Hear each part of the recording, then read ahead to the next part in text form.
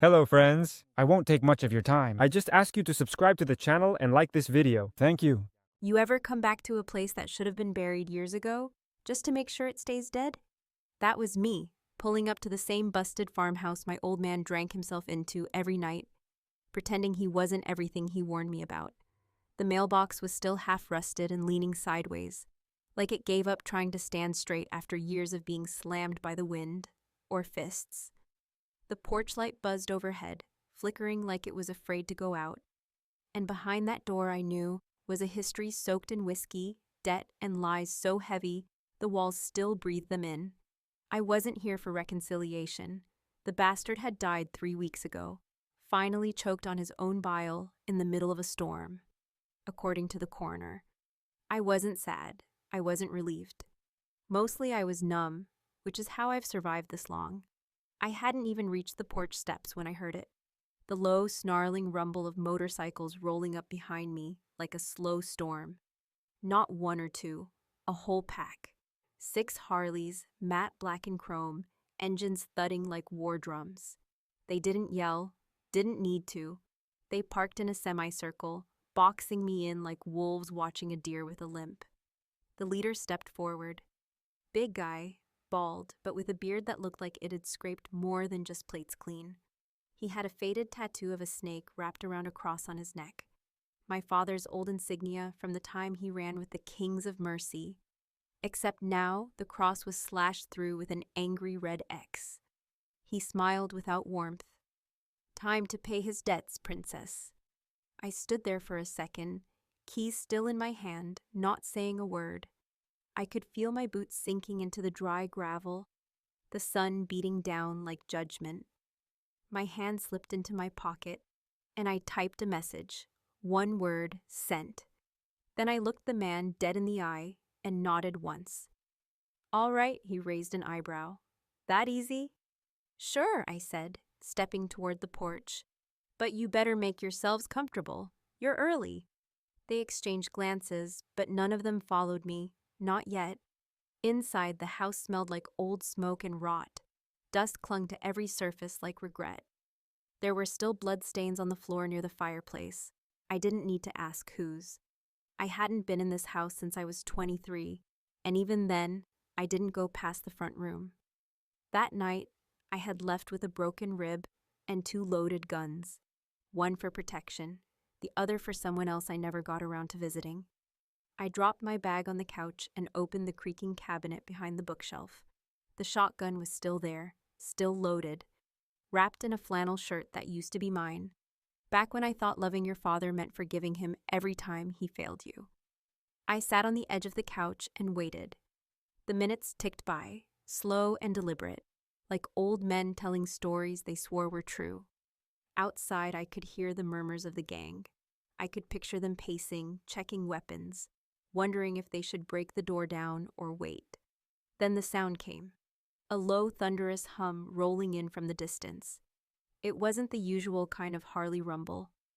It was deeper, smoother, like velvet soaked in gasoline. And it wasn't 6 bikes. It was twice that, maybe more. They didn't pull in slow. They didn't stop to ask questions. The pack surrounded the gang like a noose closing in. Men dismounted, silent and focused, dressed in darker leather with no colors on their backs. Just a symbol. A white serpent coiled around a black sun.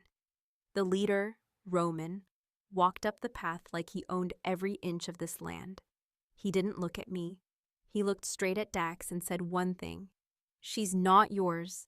Dax, the bearded guy, took a half step back. You got no claim. Roman didn't smile. She called. Dax spat in the dirt. Bitch shouldn't have. Roman shrugged, slow and casual. Then you shouldn't have made her. I opened the door and leaned against the frame. Told you were early. They all turned to look at me then. My past and my future staring at me like 2 sides of a coin spinning midair. I wasn't afraid. I should have been. But you can't fear people who think you're powerless, especially when you've been waiting your whole damn life to prove them wrong. And right then, in that exact moment, I realized something. They weren't here to collect me. They were here to collect him. A man who'd been dead for 3 weeks, but whose debts hadn't stopped breathing. And I was the only one left to decide who got paid and who got burned. What would you do if 6 men showed up asking for your father's sins, and the only thing standing between you and them was a text you sent to a ghost from your past? Would you run, or would you open the door and say, "Come in, let's settle the bill"? The house groaned that night like it remembered everything. Each creak of the floorboards echoed with a weight far older than me, soaked into the wood like spilled secrets. Dust hovered in the air, dancing through the shaft of moonlight that cut across the room, and the smell of mildew from the back hallway nearly masked the faintest trace of gasoline. Old, stale, buried beneath the floor. I sat on the edge of the couch for a long time, shotgun across my knees, watching shadows crawl along the walls. Not because I thought they'd move, but because I knew they'd always been watching. There's something about returning to a place where you were broken that changes how you breathe. The air doesn't feel like yours. Your muscles tense in quiet expectation, as if the walls might reach out and grab you like they used to. And you try not to remember the sounds, but you do. You always do. I hadn't meant to go into the basement. I never did. The last time I went down those stairs, I was 16 and angry, carrying a bruised cheek and a half-formed plan to run away. I'd stumbled on something then, something I didn't understand. A locked metal cabinet, strange maps, a radio that wasn't tuned to anything normal. My father had caught me, dragged me up by the arm, threw me against the wall hard enough to rattle my teeth. He never said a word, didn't have to. That look in his eyes told me if I went down there again, I wouldn't be coming back up. So I never did. Until now. The key was where I thought it'd be, taped under the third floorboard behind the old upright piano.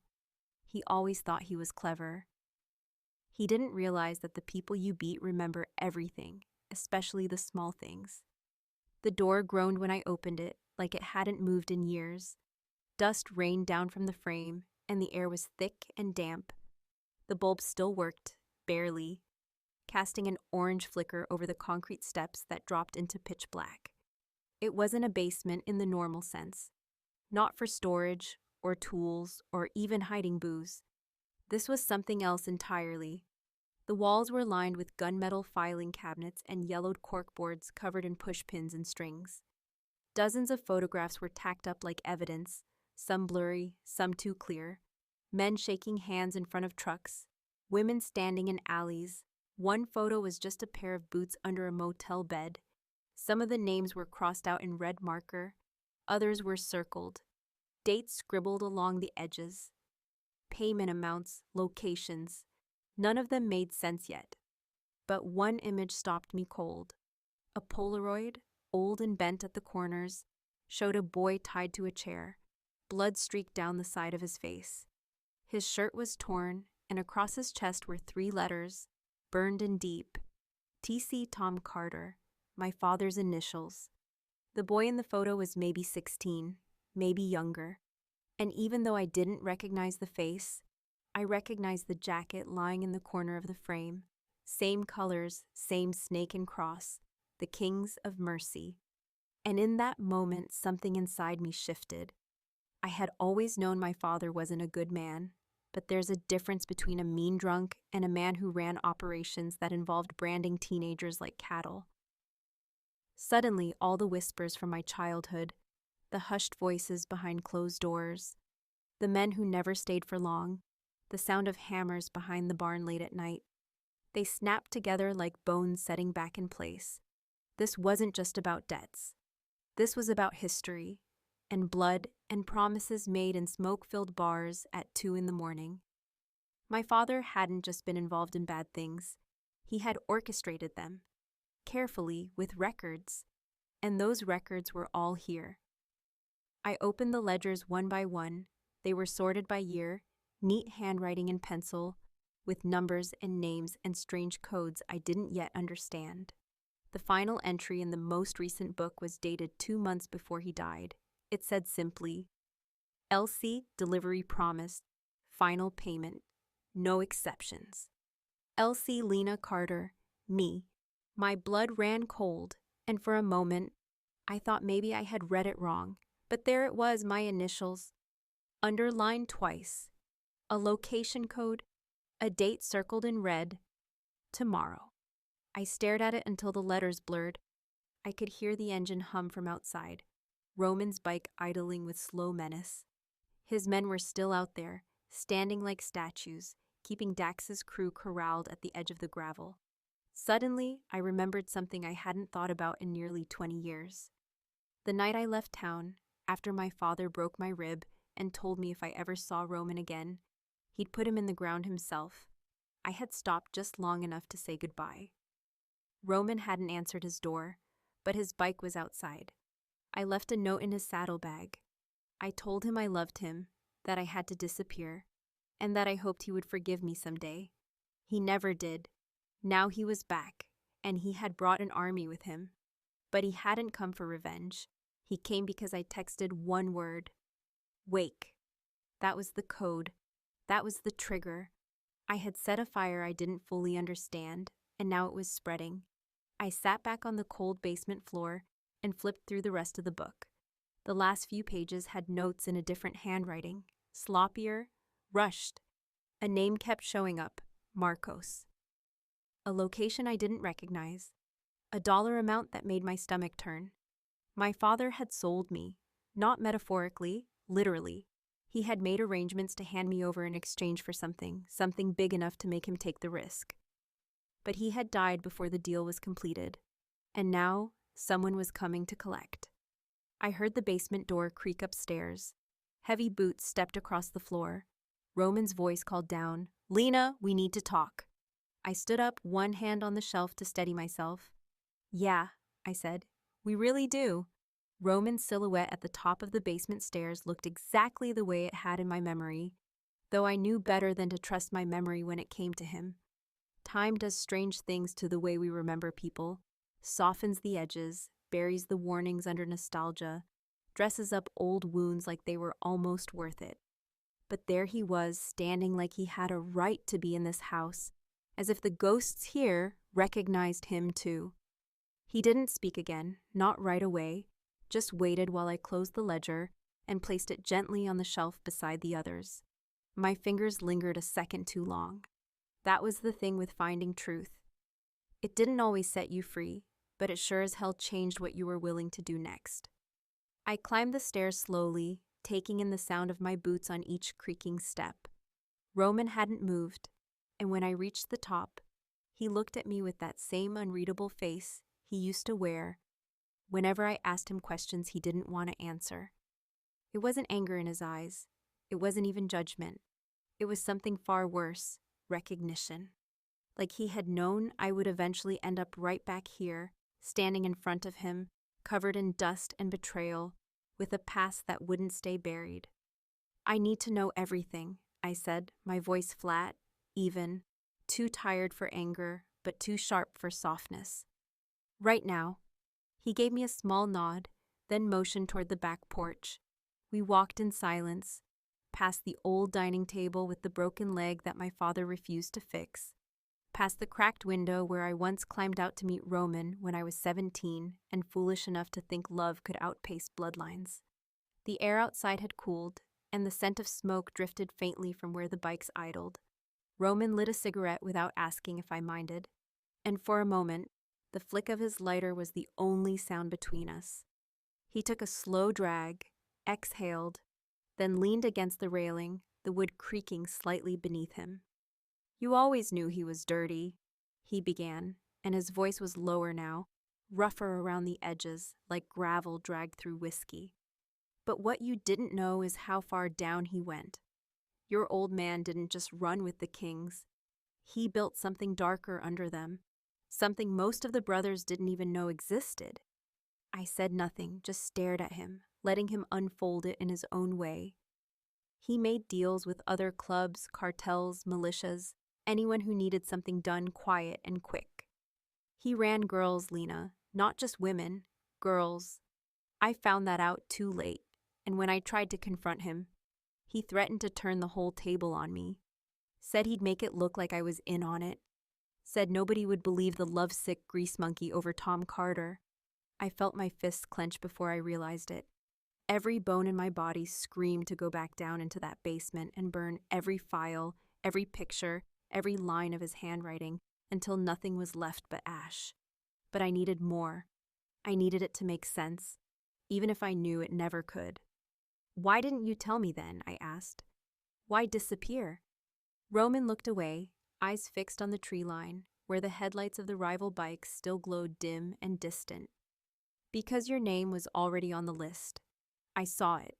And if I stayed, they'd use you to get to me. You think I left because I didn't care? I left because if I didn't, they would have collected early." There was something so heavy in the way he said it, like each word had to claw its way out of his throat. And despite every warning, every bitter memory I had built around his name to keep my heart from remembering what it used to beat for, I felt something crack. Not forgiveness, not yet, but understanding. "They're not just here for what your father owed," he continued. "They're here because someone still has the contract, and they think you're the last loose end." I leaned against the porch post and looked out at the property, the field where I used to catch fireflies, now just overgrown weeds, the shed that once held Roman's jacket, stashed away for nights he'd sneak back. This land held more than ghosts. It held evidence and leverage. "They won't stop," I said quietly. "Even with him dead." Roman nodded. "No, but you're not the helpless girl they expected to find, are you?" "No," I said, my voice steady. "I'm not."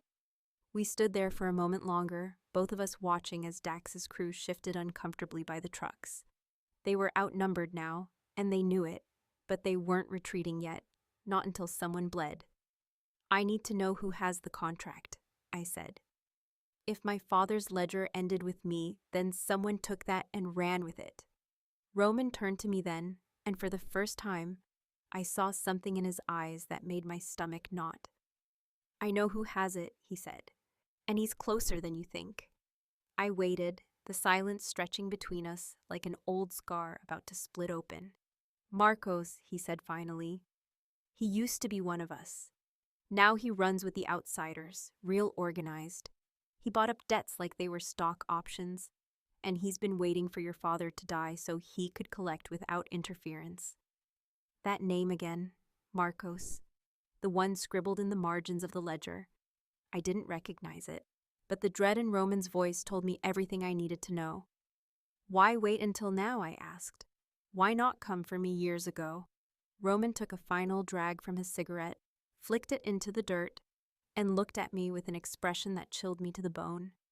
"Because your father promised him something worse than money, and because I told him years ago that if he ever touched you, I'd bring hell with me." The wind picked up, rustling the trees, carrying with it the scent of oil and war. "Well," I said, gripping the shotgun tighter, "you might want to remind him, because hell just followed me home." The sun never fully rose that morning. It was one of those pale, washed-out dawns that made everything look older than it was, like time itself was refusing to move forward. The air felt heavy with something unspoken, and even the birds had the decency to stay quiet. I sat at the kitchen table with the final ledger in front of me, its cracked spine open to the last dozen pages, where the pencil marks got sloppier, the handwriting less patient. My coffee had long gone cold, but I didn't care. What I was reading didn't pair well with comfort anyway. Every name in that book had a story attached to it. A debt or a betrayal, a broken promise, or a dead body. Most of the names had been crossed out. Some had question marks beside them. A few had smiley faces, drawn with the kind of casual cruelty my father was so good at. And then there was my name again, LC, with a red underline and a circled date that was now just hours away. It wasn't a mistake. It wasn't an exaggeration. He had planned to hand me over, trade me like a sack of product, and from the looks of it, it had been a long time coming. There were other names in the margins, aliases, coded references, and under one of them, scribbled in barely legible chicken scratch, was a phrase I hadn't heard since I was a teenager. Last harvest. I didn't know what it meant back then, but I remembered my father using it only once, during a conversation I wasn't supposed to overhear. He was in the barn, late at night, talking to a man I never saw again. The man had asked if the package would be pure. My father had laughed, a short, ugly sound, and said, "She's the last harvest, clean, untouched, worth the wait." Back then, I thought they were talking about a shipment. Maybe a car or a stash of drugs. I didn't understand. Now I did, now I knew. Roman was pacing outside, taking calls on his burner phone, coordinating whatever show of force he was preparing. His men were ready for a shootout. But this wasn't just about guns anymore. This was deeper, older, a contract sealed with blood, not ink. And I needed more than weapons to end it. I took the ledger, went back down into the basement, and started comparing entries, cross-referencing dates, mapping out timelines. I laid out every photo, every file, every name, and slowly a picture started to form. My father had been working both sides of a border, literal and moral. He took contracts from rival crews and used them against each other, playing each like a gambler who knew the dealer's secrets. But there was one name that came up in every third entry: Marcos. Not a last name, just Marcos. Always tied to payments that were never fully recorded. Always tied to deliveries that went off book. He wasn't just a buyer. He was the one laundering the whole operation. Turning flesh into currency, erasing names, cleaning up the mess once the deals were done. And somewhere along the line, Tom Carter had promised him something that couldn't be scrubbed clean. Me. I found a box beneath the table, marked with a faded blue X. Inside, wrapped in newspaper and oilcloth, was a gun I hadn't seen in years. A .357 with a custom grip, etched with the words, "Speak soft." It had been my mother's. Or so I was told. I never knew her. She left when I was 6, or maybe she was taken, depending on which version of the story my father was drunk enough to tell. But she had carried this weapon, and now it sat in my hand like it had been waiting all these years. I loaded it slowly, then went back upstairs to find Roman standing on the porch, his face hard with focus. He looked up as I stepped out. "He's coming," he said. "Marcos?" Roman nodded. "Or his men. Same thing. They want to settle this today." "They think it's still just a debt," I said. "They think they're collecting." Roman didn't respond right away, just looked out over the property with a gaze that felt like it was already miles ahead of this conversation. "They're wrong. This isn't a collection. It's a war." The words settled between us like an unspoken promise. I handed him the ledger. "This is everything, every name, every number. If I don't make it out—" "You will," he interrupted, too quickly. "If I don't," I said again, firmer this time, "make sure this book ends up somewhere they can't touch. Somewhere someone will find it who gives a damn." He took it, held it for a moment, then nodded. "What's your plan?" I gave him the only answer that mattered. To make sure Marcos finally pays his debt. That afternoon, I went to the old shed behind the barn and pulled up the false floorboards. Underneath was a steel case I had buried almost 20 years ago, a case full of photos, IDs, cash, and something more valuable than all of it: leverage. Every lie my father told had a counterpoint. Every deal he made left someone bitter enough to talk, if you knew where to press. I had proof. I had names.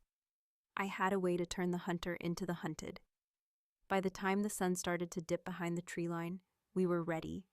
Roman's crew took positions across the property, rifles trained on the access roads. Dax and what remained of his crew were under guard near the barn. They weren't allies now, just obstacles. And I stood on the porch with the .357 on my hip, the shotgun leaning against the wall, and fire building behind my ribs. When the SUVs pulled up just past 7, I didn't flinch. 5 men stepped out. Not bikers, not gang muscle, clean-cut, tactical, quiet. The kind of men who didn't need colors on their jackets to tell you they'd buried people in the woods before. One of them opened the back door, and out stepped a man in a gray wool coat, silver hair combed back, walking like he'd already won. "Lena Carter," he said, smiling without warmth. "Your father promised you'd be more difficult. I'm glad he was wrong." "You should know," I replied, not bothering to hide the steel in my voice. "He lied about everything." Marcos chuckled softly. "I didn't come here to debate morality. I came to settle a contract." Well, I said, pulling the revolver free and leveling it at his heart. So did I. When the first shot rang out, it didn't come from my hand. It cracked through the cold dusk air like a whip splitting flesh, and for a moment, the world held its breath in stunned silence. I had been staring down the sights of my mother's revolver, steady and centered on Marcos's chest, ready to end the whole thing with a single pull of the trigger. But before I could decide if I was ready to cross that final line, someone else made the choice for me. The man standing 2 paces to Marcos's left. The tall one with the stiff jaw and silent eyes, jerked backwards with a spray of crimson as a second shot tore through his neck. He collapsed without a sound, and chaos followed like a dam giving way. Everything after that happened in layers. Gunfire, shouting, the thudding beat of boots scattering across gravel and dirt. Roman's voice barking orders from somewhere off to my right, and the deep, familiar rumble of engines coming to life in unison like a war cry echoing across the field. I dropped to one knee, heart pounding but hands steady, and watched as Roman's men poured out from the tree line, emerging like phantoms from the smoke, methodical and brutal in their movements. They weren't amateurs, they were hunters, and they had come for blood. Marcos ducked behind the open door of the SUV, yelling commands to his remaining guards, who scrambled to reposition but quickly found themselves pinned. I saw Dax's boys, who had been stashed in the barn under watch, break loose in the chaos. Some ran, some fought. One turned and shot his own brother in the leg before being dropped by a sniper round from the roof of the Carter house. In the middle of it all, I stood up, not hiding, not running, just walking straight into the eye of the storm. I didn't need to fire my weapon, not yet, because I knew exactly where this was going. I had read the ledger, memorized every page, studied every face. I knew that Marcos wouldn't run. Men like him never do.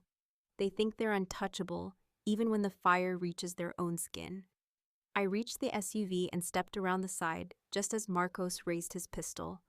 He aimed, but his hands trembled, and he hesitated. That was all the invitation I needed. I struck him hard with the butt of my revolver, once across the jaw, again across the temple. He hit the dirt with a heavy thud, groaning, blood already streaking down the side of his face. I kicked the gun away from his reach and knelt beside him. "You thought I was a commodity," I said, my voice calm but sharp enough to cut steel. "You thought because my father saw me as property, I would act like I belonged to someone." Marcos tried to speak, but I pressed the barrel of the revolver under his chin, silencing him with the promise of violence. He blinked up at me, confused, dazed, maybe even a little impressed. "But I'm not his, I never was," I continued, the weight of the years pressing against every word. "And I sure as hell don't belong to you." Behind me, the battle was dying down. Roman's crew had swept through the compound like a controlled blaze, taking out what little resistance remained with frightening precision. The field was littered with bodies and broken glass, and the air smelled of gasoline, gunpowder, and blood. An unholy cocktail that seemed to cling to the very fabric of this cursed land. Roman appeared at my side, blood on his shirt, one hand clutched to his ribs, but still standing tall. He looked down at Marcos, then back at me, waiting for me to say the word. I looked at the man who had haunted the margins of my life for years, this ghost in a suit who had pulled so many strings behind the curtain, who had waited in silence for his prize to come of age. I thought about pulling the trigger. God knows he deserved it. But then I remembered something deeper than vengeance. I remembered power. "No," I said, standing slowly, revolver still in hand. "Not like this, let him live with it. Let him rot in whatever cage we throw him into." Roman didn't argue. He just nodded, then signaled to 2 of his men, who moved in to drag Marcos away, rough but alive. Later, as the fires were being put out, and the last of the wounded were being treated, I sat on the porch of the Carter house, watching the horizon darken into night. The old house creaked behind me like it was finally exhaling, as if the weight of everything buried inside it had finally been pulled out into the light. I felt older, not just tired, but aged in a way that had nothing to do with years. Like something inside me had shifted permanently, and there would be no returning to who I was before. Roman came and sat beside me, his arm freshly bandaged, his face quiet and unreadable. "It's done," he said after a long silence. "For now," I replied. "But debts don't die easy. You know that." He nodded. "What'll you do now?" I looked out across the yard, where blood had already begun to dry on the grass, where the house still stood in the center of it all like a monument to every mistake ever made on this land. "I don't know," I said honestly. "Burn it down, sell it, bury it under something better. Maybe I'll build something new. Maybe I'll just leave and never look back." Roman chuckled softly. "You've always said that." "Yeah," I replied, smiling faintly. "But this time, I might mean it." The sun dipped below the hills, casting the land in shadow, and for a moment the silence felt almost peaceful. But just as I was beginning to believe in the possibility of an ending, my phone buzzed in my pocket. I pulled it out, expecting a message from one of Roman's lieutenants, maybe a status update. Instead, the screen showed a number I didn't recognize, and a single message, short and sharp. "New debt, same bloodline." I stared at the screen, my mouth tightening, my heart hammering again. Slower this time, but just as hard. Roman glanced over, saw the look in my eyes, and asked the question without words. I didn't answer, I just stood, sliding the revolver back into my waistband, feeling the weight of it like an old friend who hadn't left after all. Behind me, the house stood silent. In front of me, the road waited. I took a deep breath and said the only thing that mattered. "Looks like we're not done yet."